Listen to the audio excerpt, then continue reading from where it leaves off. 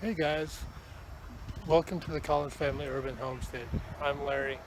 Kind of want to give you a quick update. It's probably be a mishmash of different things going throughout the day on this video. But I've been spending the morning doing my basic chores, got the yard all mowed and stuff, and then kind of working on a couple of projects. But after I got the yard mowed, I decided to let the ducks and the chickens out to go ahead and go free range in the yard and with all the stuff I've got, cut up with the mower. But I think they have different ideas. Check this out.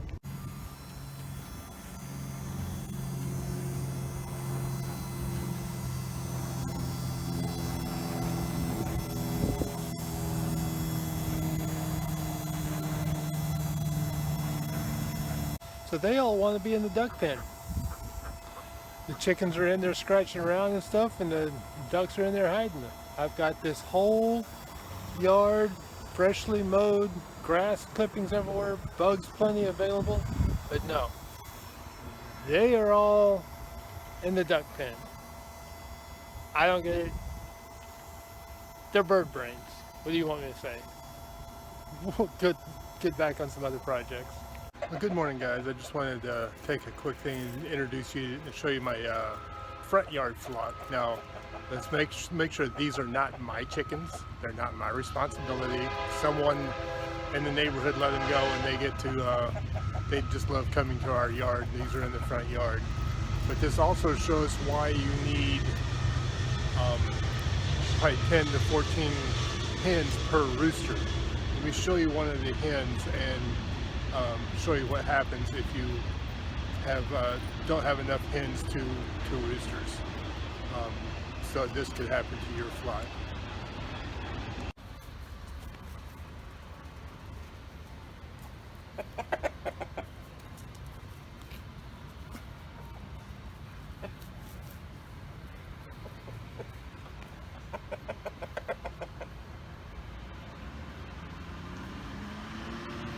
So that's why you want to put make sure you have enough hens for your roosters.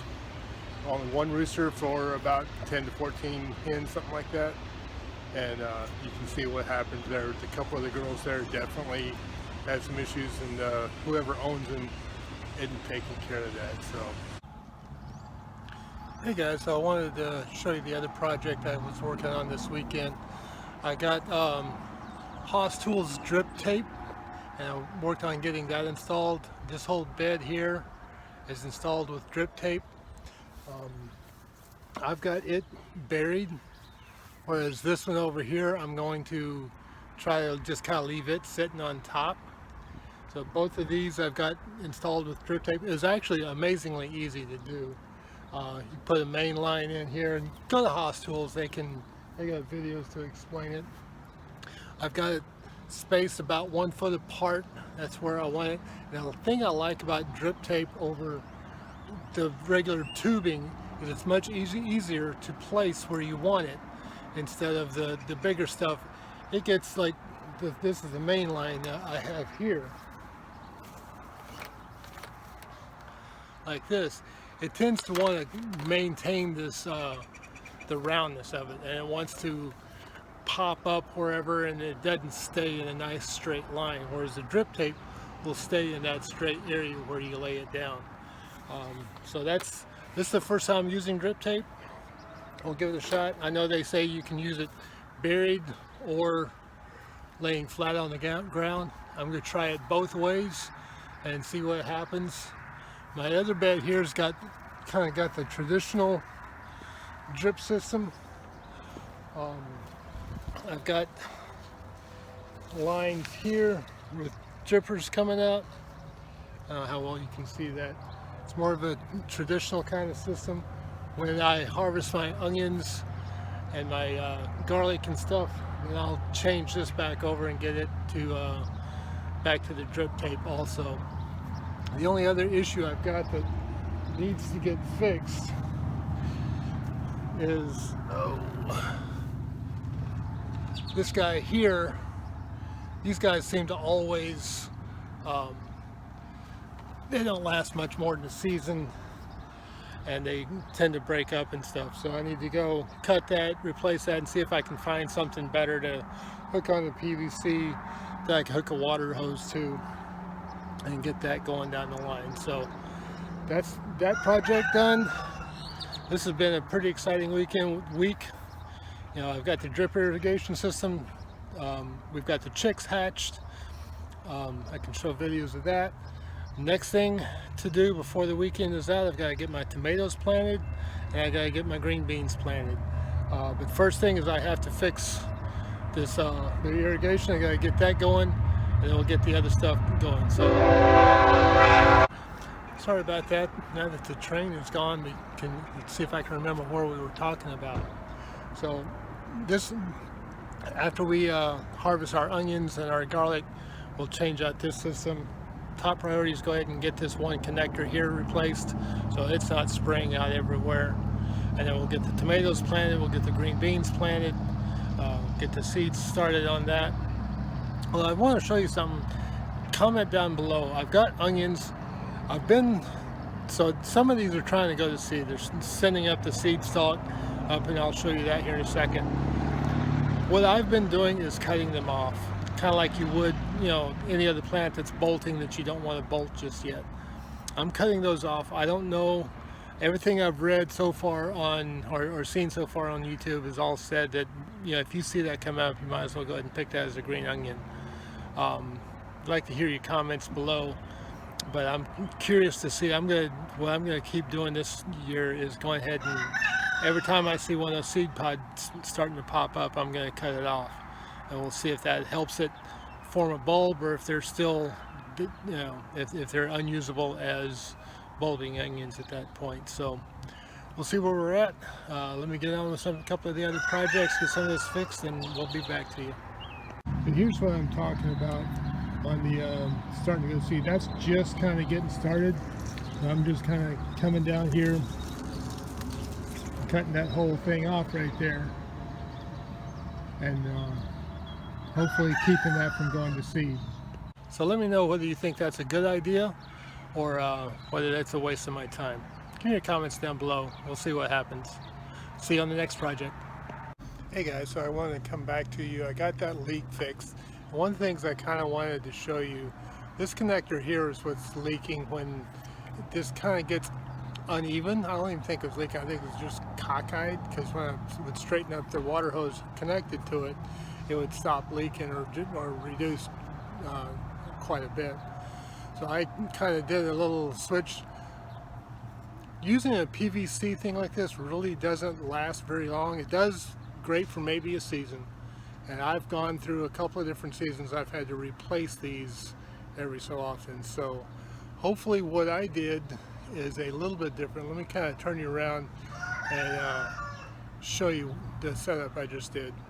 So what I did is I added this length here to kind of give me some more length to work with, and I added a female unit there. Got a double brass thing here so that I can screw on here, and I can screw the female end of my water hose into here. This is a double male here. That's the female in there, and the water hose end was a female there. Screw those together. Hopefully this will last a little bit longer, and next time all I'll have to do is unscrew this, and nothing on the plastic part is moving. They're all solid parts, and so this on back should be able to get replaced if anything breaks in the future. So my drip system is up and going. We got all that stuff fixed. There's one other small leak I need to fix, but I'll probably hold off on that for a little while. And it's a solid piece that's an elbow that's leaking somewhere. I do want to show you something else over here. It's just kind of an anomaly. Like I said, this is a mishmash video today. We'll see what else is going on. So let me go over here and show you what I want to show you, this little thing. Okay, so last year in this bed, I grew Malabar spinach. Now there's no Malabar spinach coming up in the bed here because I'm trying to see this in the camera's weird. You know, because I've filled that up with a good 6 to 7 inches of soil on top of what I had last year. So none of the seeds there are going to germinate. However, let me show you down here. I'm going to turn you around.